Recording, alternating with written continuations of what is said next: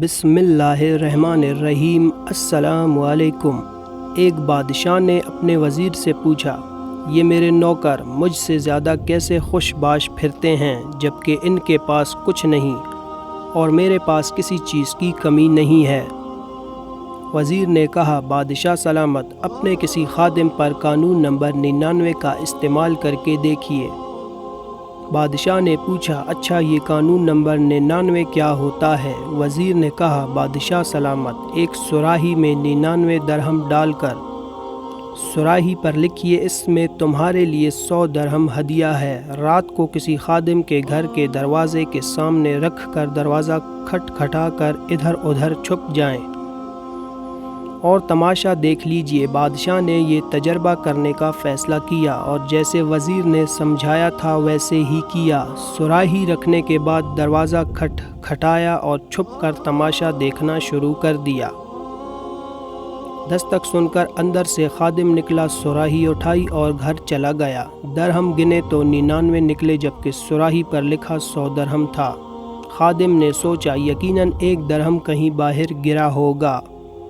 خادم اور اس کے سارے گھر والے باہر نکلے اور درہم کی تلاش شروع کر دی۔ ان کی ساری رات اسی تلاش میں گزر گئی۔ خادم کا غصہ اور بے چینی دیکھنے لائق تھی۔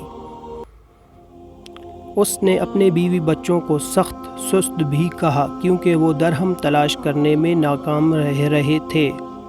کچھ رات صبر اور باقی کی رات بک بک اور جھک جھک میں گزری۔ دوسرے دن یہ ملازم محل میں کام کرنے کے لیے گیا تو اس کا مزاج مکدر، آنکھوں سے جگراتے، کام سے جھنجھلاہٹ، شکل پر افسردگی آیا تھی۔ بادشاہ سمجھ چکا تھا کہ ان کے 99 کا قانون کیا ہوا کرتا ہے۔ لوگ ان 99 نعمتوں کو بھول جاتے ہیں جو اللہ تبارک و تعالی نے انہیں عطا فرمائی ہوتی ہیں اور ساری زندگی ایک نعمت کے حصول میں سرگرداں رہ کر گزار دیتے ہیں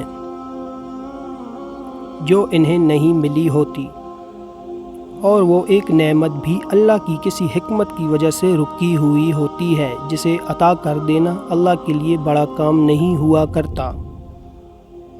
لوگ اپنی اسی ایک مفقود نعمت کے لیے سرگرداں رہ کر اپنے پاس موجود 99 نعمتوں کی لذتوں سے محروم مزاجوں کو مقدر کر کے جیتے ہیں۔ حاصل ہو جانے والی 99 نعمتوں پر اللہ تبارک و تعالیٰ کا احسان مانیے اور ان سے مستفید ہو کر شکر گزار بندے بن کر رہیے۔